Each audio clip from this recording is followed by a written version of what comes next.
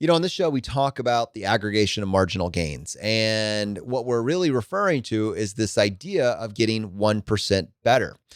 Today, we thought it's been 4 years. We've actually talked about a lot of ways to get 1% better. Let's stack those together and make an episode. Welcome to the Ultimate Crowdsourced Personal Finance Show. This is ChooseFI. You're listening to ChooseFI Radio. The blueprint for financial independence lives here.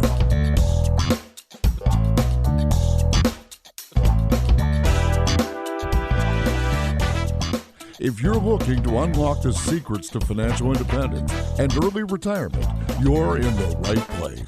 Stay tuned and join a community of like-minded people who are getting off the hamster wheel and taking control of their lives in the pursuit of financial independence. ChooseFI, your home for financial independence online.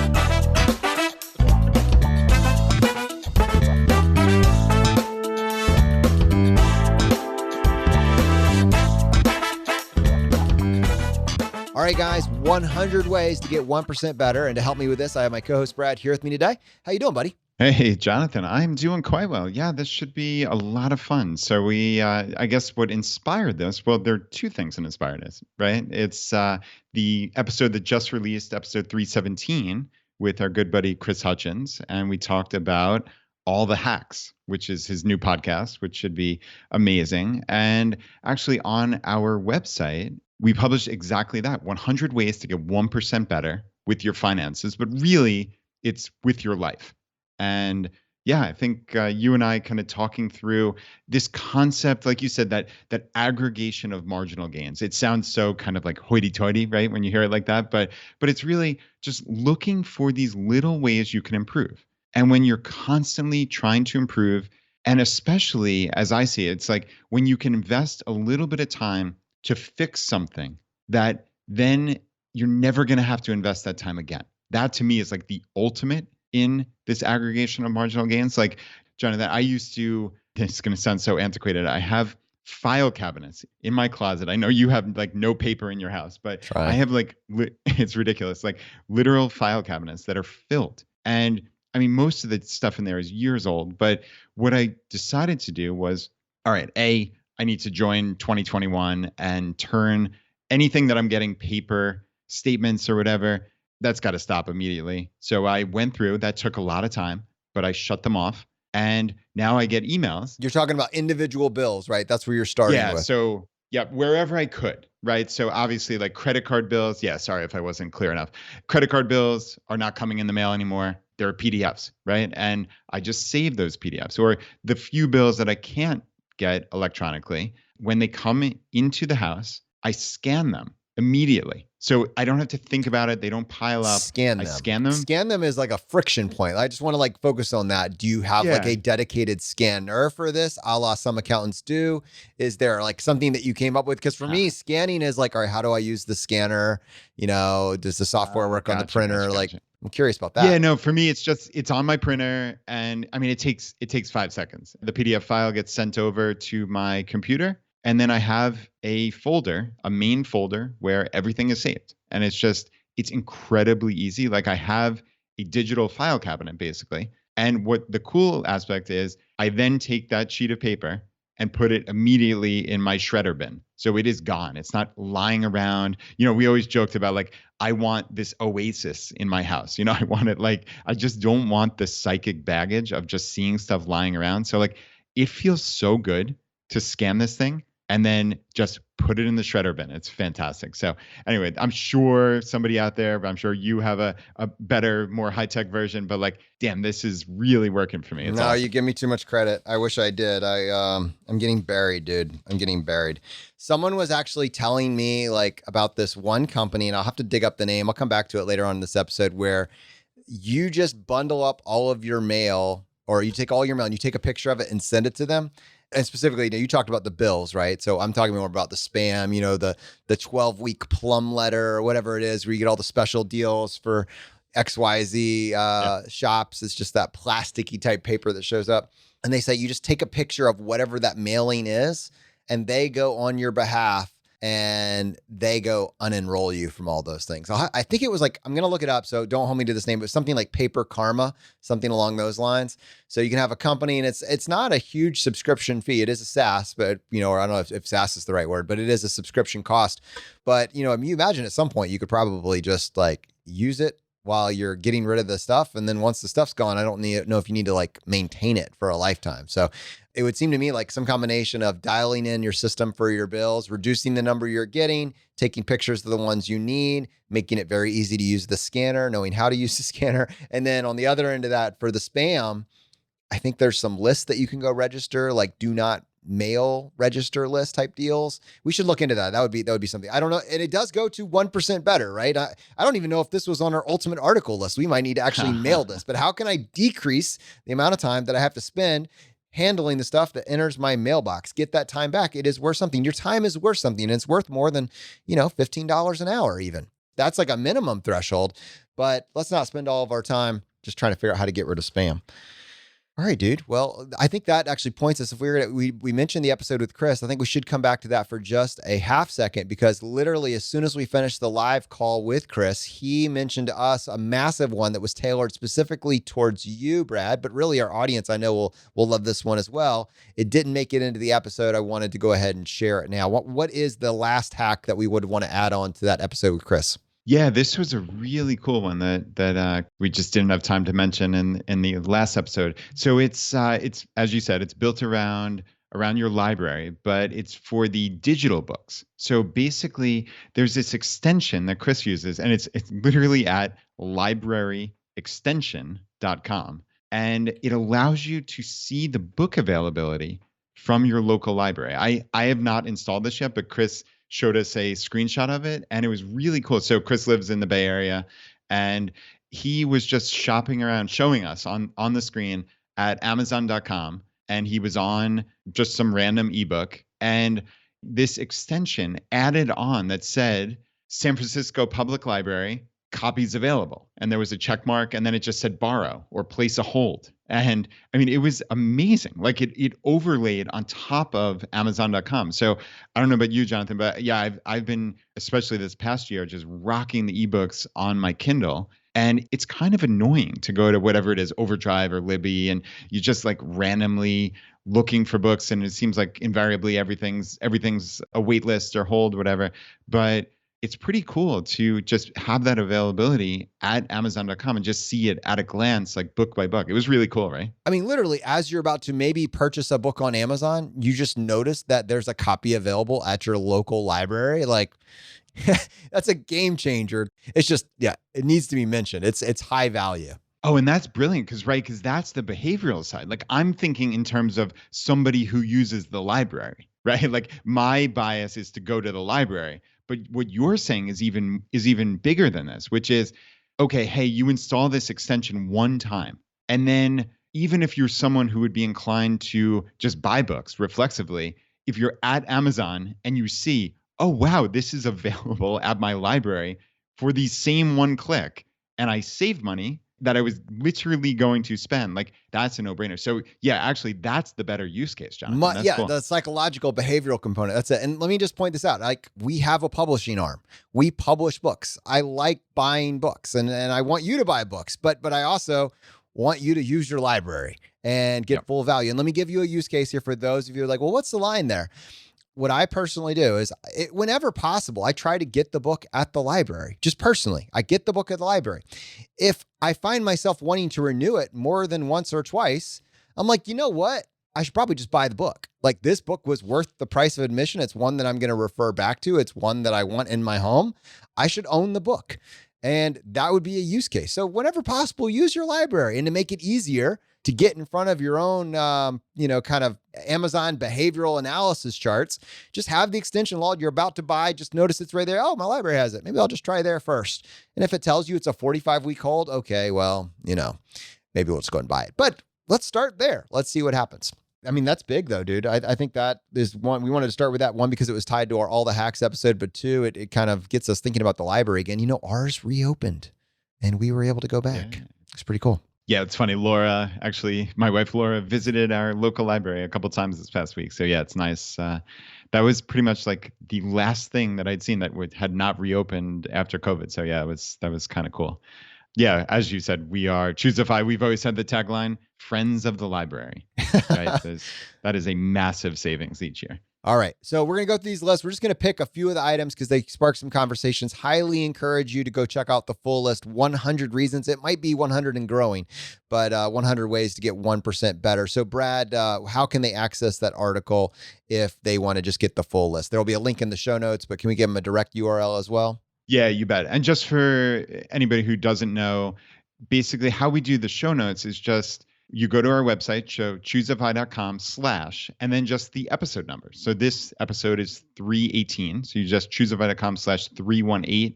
And that works for our entire catalog. So back to, the initial episodes 001, that'll take you there. So that's really the easiest. But yeah, to your point, Jonathan, we did set up a short code just for this particular article. So choosefi.com/1%. So that's one, the number one, and then write out the word percent. So choosefi.com/1%. All right, so we are going to selectively pick these action items as they kind of stand out to Brad and myself, probably ones we're leaning into in a big way these days. But, you might have a different priority list than us, so don't limit yourself to what we talk about on this show. I'm going to start, Brad, with number 3. You can jump ahead of me if you want to. Reading or listening to, because it's related, reading or listening to one new finance or investing book each month. Now, I want to expand outside of that. I would actually change this slightly. I would just say reading or listening to one nonfiction book each month, one book that improves you in some way. So nonfiction it could be a fiction book, but it scales your knowledge base. It scales the information that you have to work with in some way. So is it investing? Is it personal finance? Is it development, self-development? And I would even scale outside of a book. And I would say, it could be a course on Skillshare or Udemy or something else. It could be a YouTube tutorial where you're learning something new, something that scales your knowledge base, but something you could point back to and you could say, I have a better understanding of how the world works now than I did even 1 month ago. And I attribute that to, this source. Yeah, I love that. I think it's funny. I'll take that even 10 steps more broad and just say, you need to be learning new things, right? Like we cannot get stuck. So I think that's one of the beautiful things about our FI mindset, right? And the whole community that we have here is we are people who like to learn. We are never getting stuck on that's the way you do it or that's the way I've always done it or some other nonsense. It's you need to learn. And the best way to do that, there's so many free resources. Jonathan, like you said, obviously YouTube jumps to mind. I suspect that's on this list somewhere, but you can learn essentially anything you need in the entire world on YouTube.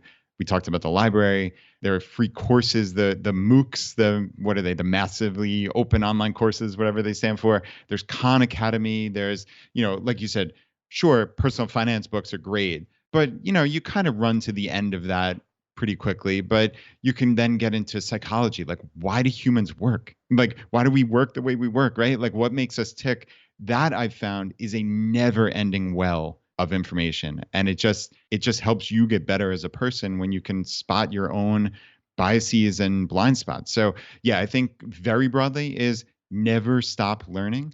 And, Jonathan, that kind of ties into number 4 here on the list, which is learn a new skill, right? Like that's something near and dear to your heart. And that ties in both in terms of just learning something new in terms of, just background knowledge, but also then learning maybe a marketable skill or just something that interests you, right? Like it doesn't have to be something you're going to turn into a job necessarily, though it certainly might. Yeah, I think between both of those combined, when you start to think about your life as this Venn diagram, and all of it should hopefully point to balance, right?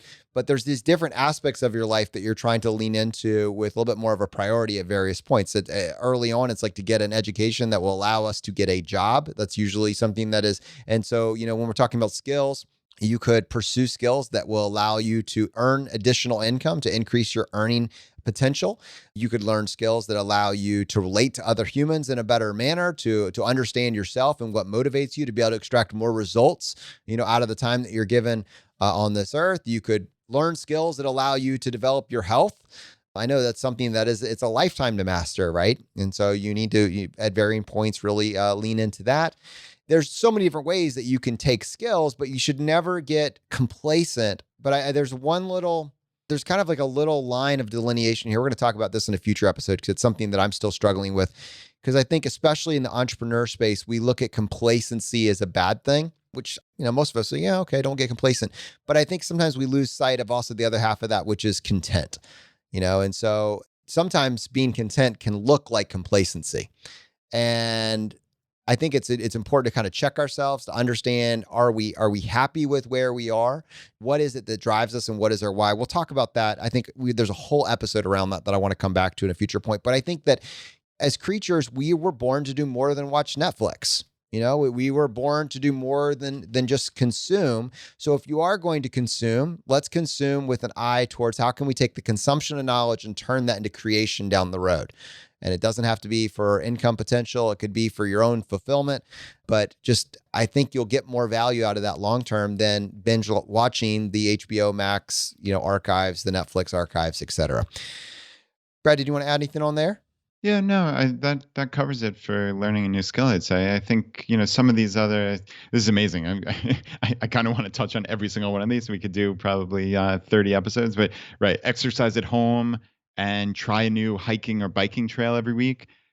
Get outside. You can exercise and you can spend money for classes. And in fairness, I'm not knocking that. My wife and I are both members at CrossFit and we love it, but we also exercise at home. We also love to get outside. We actually just took a little vacation a couple of weeks ago, and Jonathan did this really cool bicycle tour, kind of like down this mountain. It was in Southwest Virginia. It was amazing. It was called the Virginia Creeper Trail. It was one of like the single coolest family vacations we've ever had. It was just being out in nature, right? And it was really, really neat. Like there's just so much to be said for just mixing it up, right? Doing something different. So there's a never ending, again, going back to YouTube, right? Like there's a never ending stream of free exercise classes. You could take classes from world-class experts and everything from strength training to yoga to meditation to whatever, right? Like easily for free on YouTube. So it's not a question of if it's there. It's just a question of, are you going to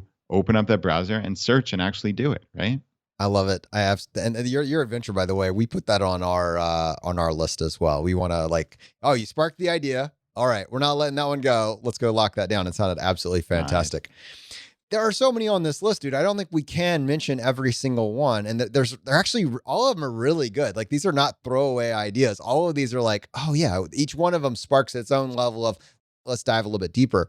But I think, you just mentioned hiking and biking. There are other things that you can do in your community, and there's some suggestions here. And, I think one great way of how can I get more involved in my community and how can I look at my community through maybe a FI lens is make sure you're aware of your local ChooseFI group and what's going on there. Now, COVID's been a very interesting time for all of us, but, we're coming through this, and community is going to mean more now than ever. So do your part to invest in your local community and you'll reap the rewards for decades. It's truly phenomenal. If you want to access or you want to find out more about the local groups in your area, just go to choosefi.com/local. Let's go ahead and move into this next category. It's really more focused on your finances, but I think it's going to be applicable for many people that are maybe new to the financial independence path, and that is dealing with debt. Where I don't have the luxury of really thinking about the other side. I'm still buried in debt right now. And I just found this. What do my 1% actions, my 1% improvements, what should I be considering? So Brad, I'll let you start. Yeah. I mean, I think for me, if you're in debt, I think this actually comes back to the very first action you should take when you first find the concept of FI, which is you got to sit down and you have to be honest with yourself, right? You need to say like, where am I today? Right. And it's not beating yourself up about things in the past, but it's about taking action to make yourself better, right? Truly that 1% better. So it's, all right, what do I owe? Who do I owe? How much do I owe? What does my current income statement look like, right? How much am I making and how much am I spending every month? If that's negative, if that's in the red, you've got an emergency on your hands, right? And you need to fix that. And that kind of goes hand in hand with stop using your credit cards. Right? Like we are not the anti-credit card place here. Obviously, Jonathan, we talk, one of our major kind of life strategies is using travel rewards points that come from credit cards, but that's for people who have a handle on it, right? Clearly, that's a totally different ballgame. But for people who are in debt and continue to shovel themselves deeper, you need to stop. You need to stop using your credit cards. You need to figure out, hey, what does this look like? What do I have to do? What can I do this month to cut some expenses? Maybe earn some more money. How can I get at least to a point where I'm not adding to my debt? So I don't know, that to me is just like the overriding starting point here. But obviously then you can move on from there with like real strategies on how to tackle that. And that really does get, once we are in that place, now we're looking at figuring out, what is that strategy? Is it a debt snowball? Is it a debt avalanche? Are these new terms that you don't even know about? Let's dive down that rabbit hole and find out, is there a way that we could optimize even our debt repayoff? And, you could get even more complex and say, are there more advanced strategies? Like, I have a bunch of credit card debt that's very high interest. Are there any, credit card zero balance transfer strategies out there that I could layer on top of this? You probably wouldn't start there. You're going to start with, what is my debt? How long will it take me to pay it off? How should I approach this? But, this is something, Brad, maybe you could think about that episode that we did with the debt-free guys, where they really talked about that additional complexity as another layer to this. So I'll let you come back to that. But even all of that implies that you're working with the credit system. And for many people that find themselves in this situation, they're coming from this hair on fire scenario, they have bad credit. So credit, for better or worse, is something, it seems to be an operating structure for the world that we all live in. And those that have good credit tend to have access to better rates and prices throughout, all of their purchasing habits over time. So it would probably be in all of our best interest to understand, what is that score? How is it comprised? How can I improve it, and get on a plan to improve your credit score? Yeah, the credit score is a big one. It really is. But yeah, like you said, you need to get to that point of stability. And for a lot of people, the credit score, that is going to increase over months and years. And it's just a matter of doing the right things, right? It's paying on time and in full every single month, never missing a payment. I think there's a lot of just unforced errors. It's, hey, I didn't make that payment on time because I was lazy, or I missed it, or I didn't have a system set up, right? I didn't have a system set up to auto pay this because, hey, maybe at that point I didn't have any money in the bank and I had to worry about, oh no, am I getting my paycheck on the 14th of the month and this credit card bill was due, 2 days later, but maybe I got paid, like all these things. Like when you're coming from a place of stability into strength financially, right? Then you can make decisions based on, hey, how can I make this easy? Right? At the heart of this, a lot of it is based on simplicity. How do I set up a system? Like personally, I'm never going to miss a credit card payment because I have it on auto pay. That is I don't see that on this list. We should probably add it. That is a massive 1% improvement that's like locked and loaded once you do it. So I genuinely, Brad, because until we really discussed this, it wasn't on my radar as well that I could literally check that button. It's not something that I think comes by default when you sign up for a card. Make sure people understand what that means practically and why they need to do that today.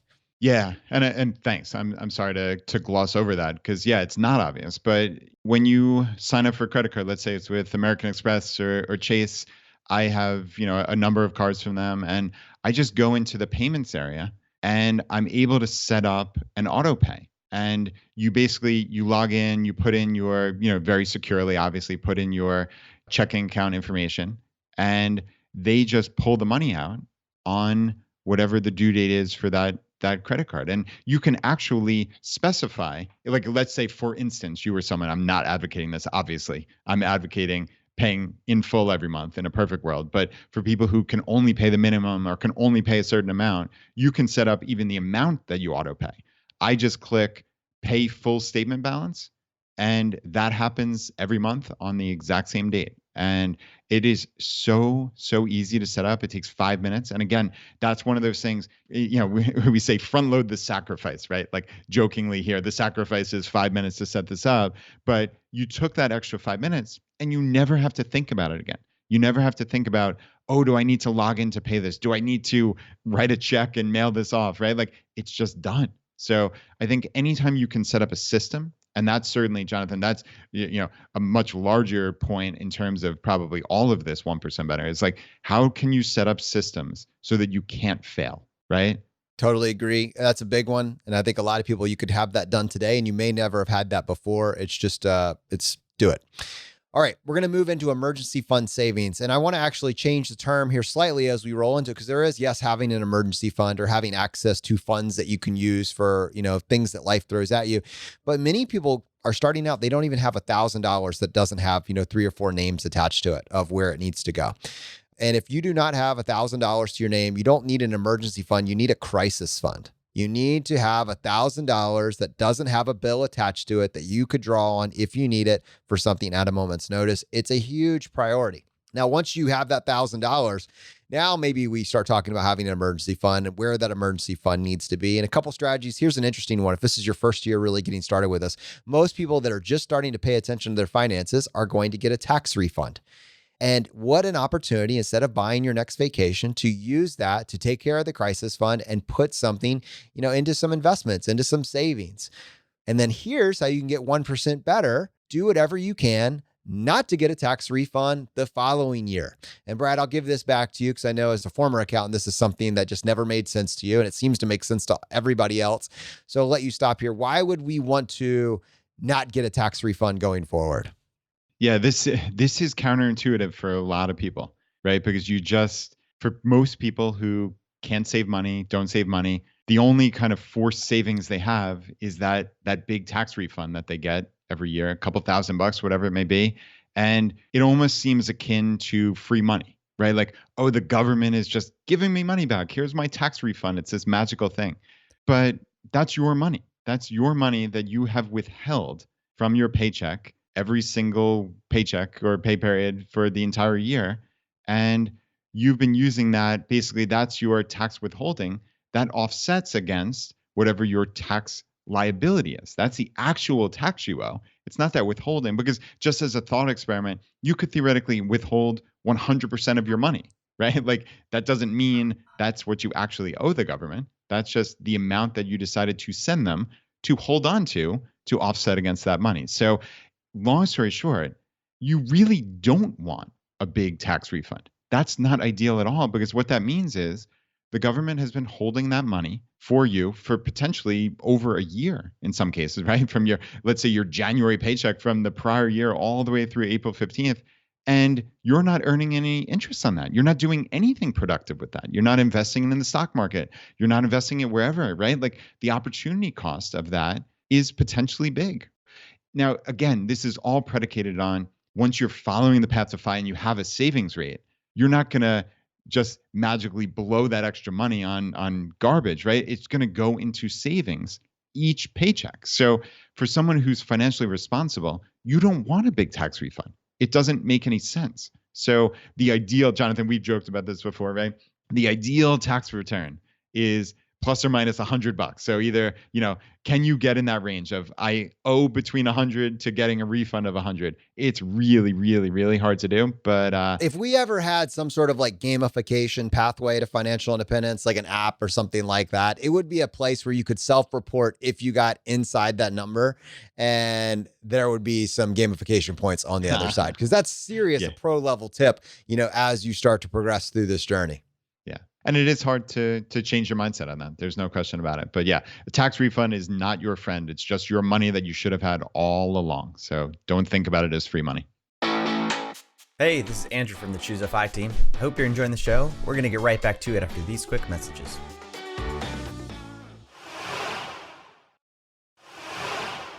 All right, we're going to move down categories here, and we're going to talk about home expenses. And Brad, I know this is one that I think you've actually added a little bit to your skill stack with your watching YouTube videos to do some home repairs. But I think all of us, there's some stuff that you're going to need a handyman to do. It's going to be outside your proficiency, likely, or you could learn it, but it's going to cost you a lot to learn it or to buy the tool to do it, etc. But there's other stuff that you can do a lot, and it's probably a lot more than you can think. And it's probably worth just doing a couple searches for everything that you encounter on YouTube to just get a sense for what's actually involved. And you might actually go to this, mythical store that's out there called like Lowe's or Home Depot's, and just to see what stuff they actually have there and whether or not you could bring one item back and get it actually fixed with the benefit of a YouTube tutorial. Brad, I know we did one other episode where we talked about even if that one handyman project feels a little bit too far out there, we talked about the light bulb situation and how that is, no one has an excuse for not being able to change a light bulb. It's more than a meme. Yeah, it is much more than a meme.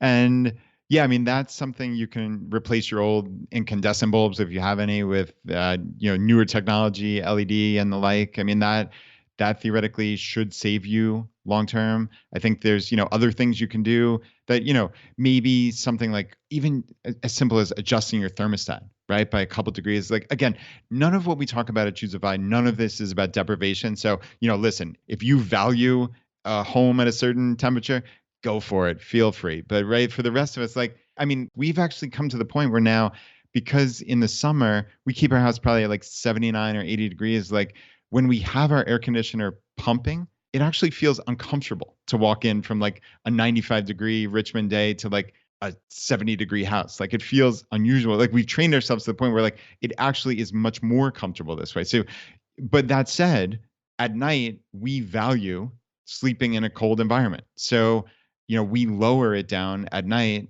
and this works both ways, right? Because we save money on heat in the winter and maybe spend a little bit extra on air conditioning in the summer. But, again, it's what you value. Can you make these little changes, right? Like lowering the temperature on your hot water heater. I mean, there are people that when you put your hot water on, it's scalding. Like, is that really necessary?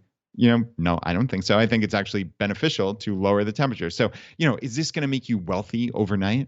No, it's not. But again, Jonathan, it's about stacking these things, right? Like that's the whole point about the 1% better.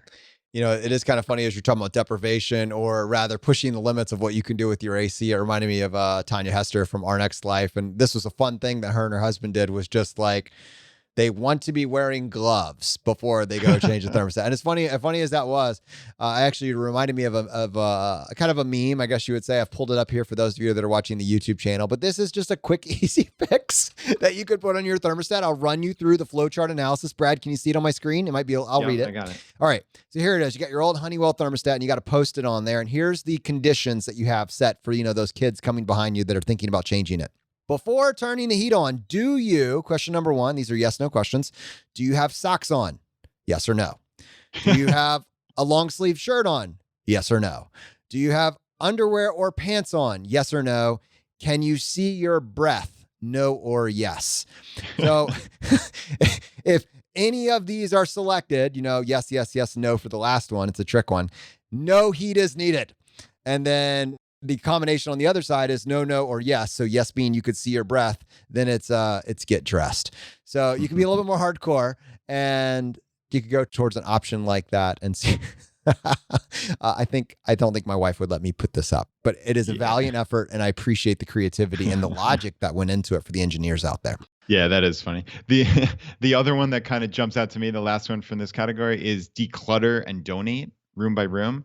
And this goes back to what I said, 20 minutes ago about the oasis. Like, I mean, even my family, like we find ourselves getting, the house gets cluttered. It's just sometimes, it happens bit by bit. And yeah, I mean, you can really declutter, you can donate, you can possibly sell things.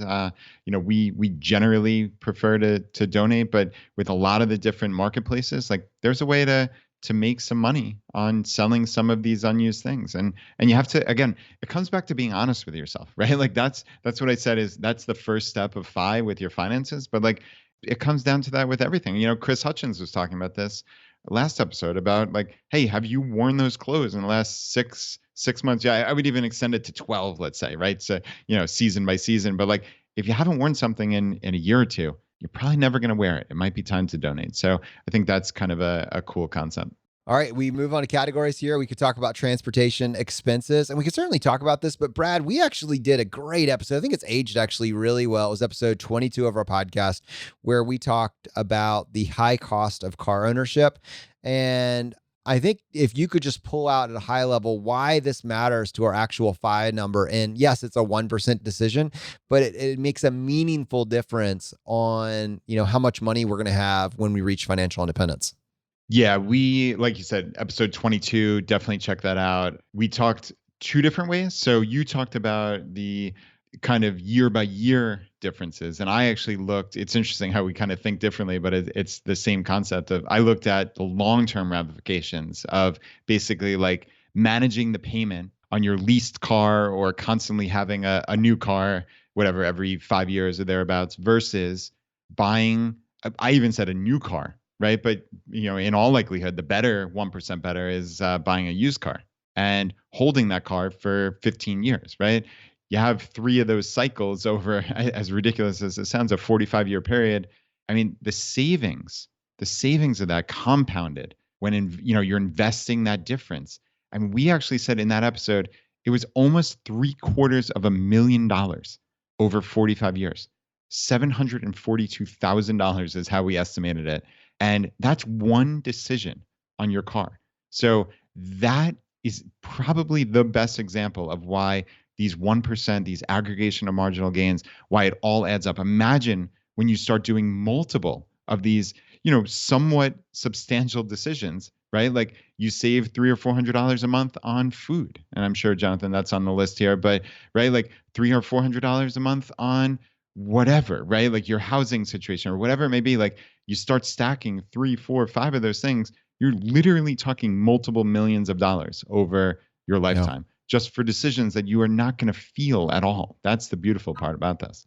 Yeah. I mean, if we make smarter decisions around our investing, we make smarter decisions around our tax optimization, we make smarter decisions around our transportation, and we optimize, I guess I'll go with our food budget right now. If we just kind of look at these big pillars and we just try to be a little bit better than average, we don't need to be the world's greatest at any one of them. We certainly don't need to push the lines of deprivation on any of them, but if we can just do better than average and not hemorrhage money in these categories, you're going to have millions more than your counterpart that's just kind of drifting through their financial life. That is not hyperbole. That's just compound interest working for you instead of against you. Yeah. And Jonathan, one other, talk about drifting through financial life. I know this is one thing that I'm guilty of on this list here. Number 33 is shop your car insurance rates every year. And I would extend this to shopping all of your insurance rates every year. I think this is one of those things that we just need to have as part of our yearly to-do tasks, right? Like I should have this in my to-doist list. I don't know. It's kind of criminal that I don't, but you would be shocked at how much money you can save. And I think it's funny. I keep extending these things, but it's amazing how this spins out because all of these concepts, they're just so similar. Like we think that companies treat us well because we've been with them a long time.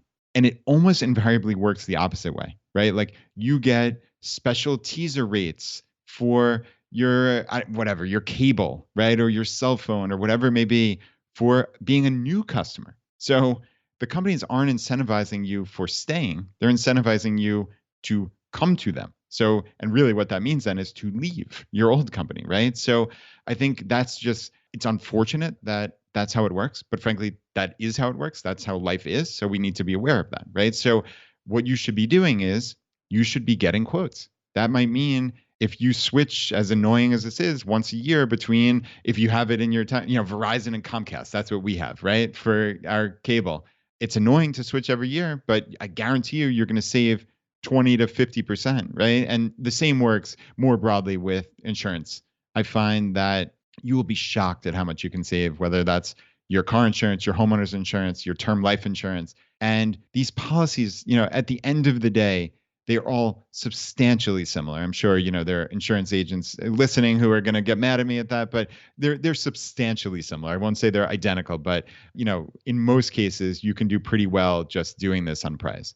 Don't tell Verizon, but I would never leave Verizon to go to Comcast. Ever, ever, ever. So if you're like, but I wouldn't really leave, you still need to negotiate. And if you're not really willing to negotiate, it makes you cringe to even think about it. There are services that will do this for you. Now, they're going to take a little piece of the savings. That's how they make their money, but they will do it for you, and they will do it just when they know it's coming up. I'm thinking of companies like Trim.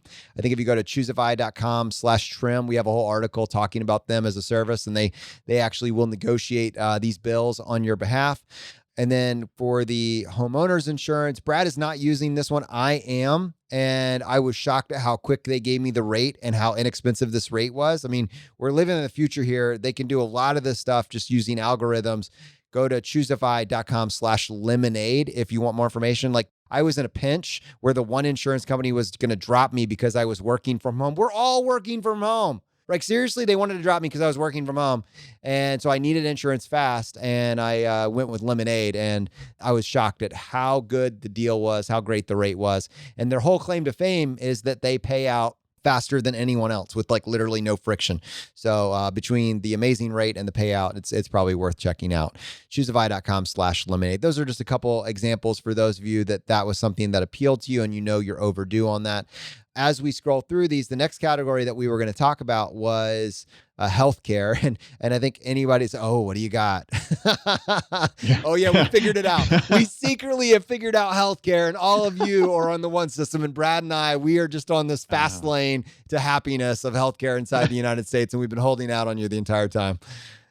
We're joking because we're really crying inside. Like, crying desperately. It's to the point, dude. You start wondering about these whole experiments where just like, I think Mr. Money Mustache did it, where I'm just going to go a couple years without health insurance and just see how it goes. And I mean, it's like, they are like trying to push the line of like, how expensive can we make it before people actually start considering that as a valid strategy? That's the reality of where we are here in the United States. But having said that, inside the confines of this is what we got to work with. And we're not advocating and we're not advocating that.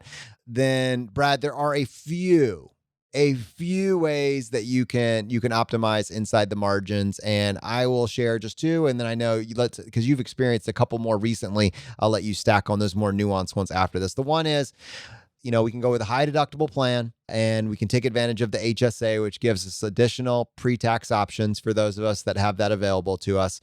And then on the pharmacy side, I'll just go ahead and throw this one out there. When you have medications that you need to get, there's a free tool. We're not affiliated with them, but there's a free tool you can use called GoodRx that will allow you to look for discount codes or coupon codes. We've actually talked about this in depth on another episode, so I won't go into all the nuance of this. But for those of you that have high deductible plans, that means you're paying a disproportionate amount out of pocket, and you're not going to hit your deductible each year, then the discounts that GoodRx will provide you will be astonishingly low.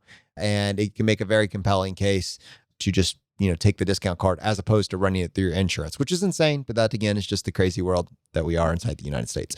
So, Brad, I know you've actually layered on maybe a comparable approach to the medicine side, and it would be a good time to overlay that here. Yeah, and it's funny. That's actually the strategy that I've taken. So for me, our health insurance is literally like the definition of insurance, which is just catastrophe, more or less, at this point. So if I get hit by a bus or have a heart attack or something, like then it will come in handy. But I've come to the conclusion now that we have such a high deductible that there's almost invariably a better way to get some price certainty and to ultimately then save some money and just do it outside of the insurance policy, which is sad that, we're paying a huge amount of premiums every month and it's essentially for nothing, but it's really not for nothing, right? It's for that catastrophe. And as long as I've kind of come to grips mentally with that, it at least helps me sleep at Brad night. And I have come to various level of grips. Yep. But what I have found, so just real quick, my, because we can belabor this for hours. So I've mentioned this probably 5 times on the last month or two. I have not used this service, but I will the next time that I have any type of health issue that's not a catastrophe. Again, it's something that I can plan in advance. There's a website called mdsave.com that, again, it allows you to basically purchase with price certainty certain types of tests and procedures from reputable providers in your area. In a perfect world, that MDSave has doctors and facilities that they've worked with in your area. I think, Jonathan, for us, unfortunately, the closest is about an hour away, but still, I would have saved over $1,000 on a CT scan that I had a couple months ago, and I didn't know about MDSave. So yeah, that unfortunately is $1,000 that is just burned in a fireplace, as far as I'm concerned, that I would still have in my bank account had I known about that. So that is a cool one. I've been doing some kind of a la carte blood testing, and there's a website called ultalabtests.com, ULTA labtests, plural.com, and that's really wonderful. They actually do it through like the major like Quest Diagnostics. So you just show up, you have an appointment, and it's really, really cheap. And again, it comes down to price certainty, because sometimes you get blood tests done and it shows up and you owe $400, and I could have gotten it for $37.95 through Ulta. So I'm actually going for another vitamin D test tomorrow, actually, Jonathan. So this is something that I personally have used, and it's really great. Well, the next option is we were going to look at groceries and dining out, but I think it really stacks really nicely because we're talking about here is lifestyle, factors. And it is hard to overstate how much health benefits there are to you having more time to focus on exercise and the food choices that you're making.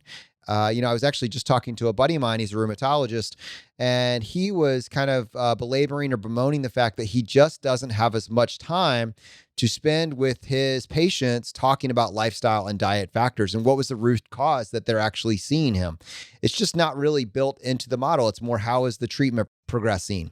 If you have the time to spend experimenting on your health, experimenting on the foods that, promote a healthier lifestyle, experimenting on like how much exercise does your body need, to me, I mean, I would say probably 80-90% of the treatment modalities that we see out there would go so much farther if they're stacked on a healthy diet and lifestyle. I mean, maybe you could say as much as 100%, but for the sake of this conversation, we'll just say this is the 80-20. There are pre-existing conditions. There are genetic conditions. There are things that are unavoidable, but it is hard to overstate the power that slowly cleaning up your diet and lifestyle will have on your long-term health. It is the core foundation. And so, when we talk about groceries and dining out, when we talk about, making meals at home instead of eating everything out of a box, a frozen box, it's going to have a massive impact when we talk about knowing what's actually going inside your food instead of, the fast food restaurant that was more easily accessible every single day. It is hard to overstate the power that'll happen there. So, we need to then look, okay, well, we understand fundamentally, like when we know what the ingredients that are actually going into our meals, that's going to be definitely a 1% improvement. How can we, come up with some sort of like framework or parameters for what is a good amount to spend on our meals? Like what's an appropriate amount to budget? How do I know if I'm crushing it versus just doing better than average? And I think, Brad, this is where you and Laura have talked about really comes in handy as just a framework. It's not prescriptive, but I think it is useful for people just to have something in mind. Yeah, agreed. And this is what we've talked about on the podcast many, many times is my wife and I kind of anchor ourselves to $2 per person per meal for dinners. And that might sound like a shockingly low number, but over the course of really the last decade, we've curated, and Laura has curated a series of recipes that are fantastic, absolutely delicious. Certainly, I would say well above average on the health side, and are at or near that $2 per person per meal. So I think this is one of those like just major, as you said, Jonathan, major like force multipliers in life is you can get healthier, you can feel better, and you can save a boatload of money, right? We talked about the cars, right? Saving $300 or $400 a month can be $750,000 over a 45-year period. I mean, most people can really cut out about $500 per month on their food budget just with applying a little intentionality. So we actually have a PDF download of 30 of these meals that Laura and I eat pretty much, this is our yearly meals, more or less. So ChooseFI.com/meals.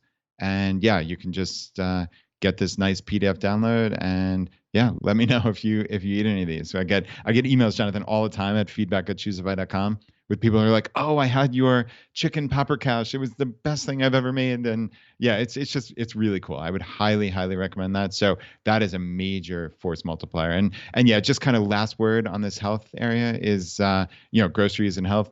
Jonathan, this is something like you're not speaking from a place on high. Like that's something you have talked here many times about how you struggle with your weight, and it seems like you're at a point now where like you are at that steady state, which is just really cool. So again, it's not about just making drastic changes necessarily. It's about putting systems in place that set you up for long-term success. And I think nothing can describe FI better than that more broadly, right? Setting up systems that set you up for long-term success. I would give, being on the path to FI, all the credit for finally having the time to really find out about myself, understand myself a little bit better. And, what are the routines that were sending me to a dark place? And what are the systems that allow me to really be where I want to be at a particular point in time? All right, guys, I think we have covered, as many as we could fit into this episode. I want to give you just a couple more categories to think of to spark, some ideas here. And I would encourage you just go to the show notes for this episode. And, or Brad, did we have a short link? I'm trying to remember. Was it ChooseFI.com/1% to see the full article? ChooseFI.com/1%. That's the number one. And then percent PERCENT. It'll take you to the full episode. As you guys start to kind of map this out and think about what other kind of categories could we consider, there's certainly your clothing, there's your shopping and your services that you're using on a regular basis. We talked a little bit about how to negotiate things like internet, cell phone, and entertainment. A lot of things that you can do there. There's some stuff in the childcare category. I know for those of you that are trying to look for ways to optimize, there's some really good ideas there. Travel and sightseeing. We talk about this all the time. In fact, we just talked about it this past episode, but I will say for those of you that want to learn how can I basically create for myself an extra, $2,000 to $4,000 a year and just totally extra income that you can use tax-free to travel anywhere around the world, it's probably worth your time to find out about this. You could go check out ChooseFI.com/travel for our free course on how to do it. And Brad, we recently put together an episode really talking about some of the updated strategies right now. Do you have that episode number?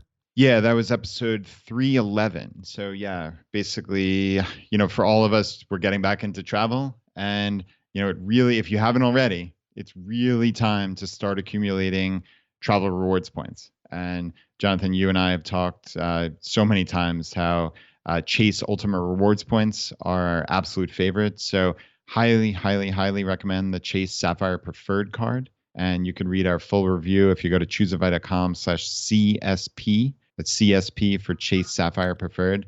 So yeah, that's a really great one. Yeah, travel, there's tons of ways to save money. So there's a great list here. Jonathan, some of these things we talked already, like you actually mentioned a minute ago, negotiate, right? Like that's one of those things that I think people need to really consider. And that one of the phrases that jump out to us is everything is negotiable, right? It never hurts to ask. Like, again, I actually, I was talking about healthcare before. I wound up having everything's fine, by the way. I'm perfectly healthy, but I had a routine procedure, but unfortunately it was an expensive routine procedure. And I actually just asked, hey, is there a pay in full discount? And they said because it was slightly over $1,000. So because it was over $1,000, I got a 30% discount, Jonathan. So I was literally going to pay the full amount with my credit card, but I just asked that simple question. And they gave me 30% off. So That's I got, amazing. Right. You were going in to pay it. And then they were like, if I pay it, can you give me a discount? No. Yes, literally was going to pay it. So, there's lots of things that we just need to rethink, right? Like we've talked about cell phones. Cell phones are another just super simple one that you can save a boatload of money on. A lot of people are still, even in 2021, are paying $100 a month for the unlimited package of everything. Like, I pay $15 a month on my cell phone. There's Mint Mobile, there's Republic Wireless, there's other comparable different companies.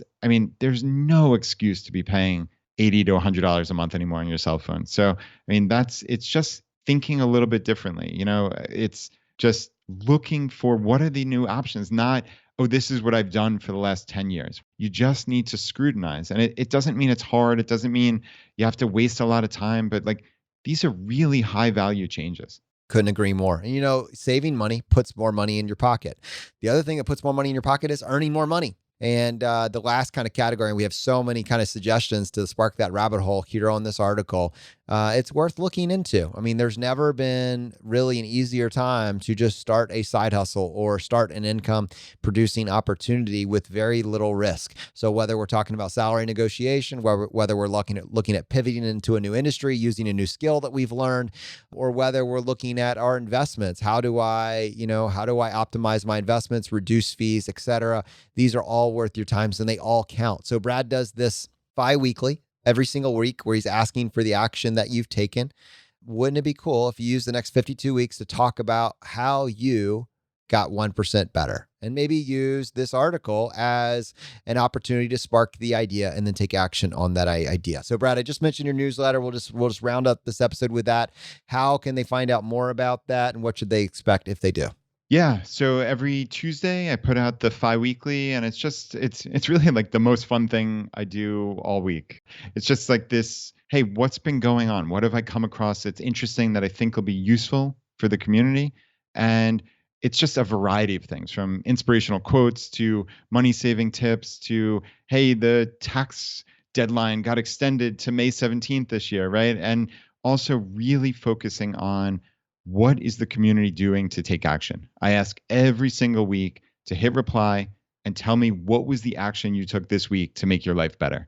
And I mean, Jonathan, you actually went into our email system recently and like you were blown away by the responses I got, right? It's just It's a very hundreds of positive emails. place. It's a very positive, awesome place. Yeah.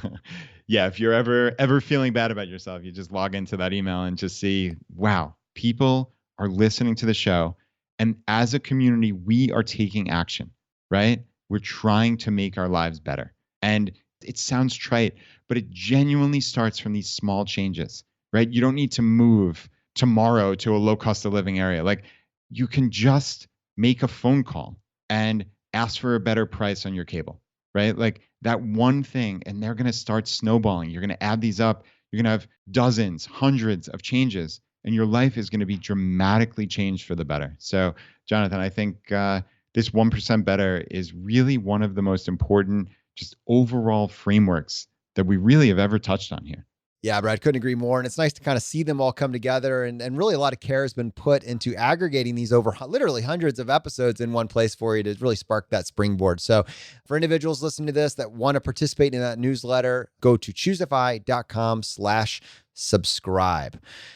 Last thing I want to say here, Brad, I just want to tack it on the end. I feel like you mentioned on this last episode that there is going to be a CampFI coming up. The Mid-Atlantic CampFI is coming up, and you are planning on going. And so I wanted to confirm that that is a true statement. And if it is true, for individuals that wanted to find out more, where can they go for the details? Yeah, so it is a mostly true statement. I am planning on going. I haven't exactly locked down the days that I'm going to be there, but yeah, I'm really excited that Stephen is holding this event. Yeah, it's CampFIs are back, which is super cool. So it looks like this one in Virginia is over Memorial Day weekend, so May 28th through the 31st. And you can find out all the details. You can just Google CampFI or just go directly to campfi.org. So yeah, this is pretty cool. I can't wait to be back in person with the Fi community. It's been almost a year and a half. So it should be cool. That's awesome. And all right, you hear that, my friends. The fire is spreading. We'll see you next time as we continue to go down the road less traveled. If this episode was helpful to you, don't forget to subscribe. If you want to help spread the word, please give us a 5-star review and tell your friends about us. We can be found on Apple, Google Podcasts, Spotify, and anywhere you listen to podcasts. While you're there, don't forget to check out our other shows like Everyday Courage with Julian Johnsrud and Rebel Entrepreneur with Alan Downigan. If you would like a free bite-sized course to jumpstart your financial independence, check out ChooseFI.com/challenge. ChooseFI is produced by Andrew Mendonca and Zachary Tan and is a production of ChooseFI Media Incorporated. ChooseFI.com is managed by Annie Sheely with William McVeigh, MK Williams, Melissa Lagerquist, Liz Kessler, Stephen Hettig, Kelly Black, and Jennifer Ma. And Ed T is our CEO. Thanks for listening.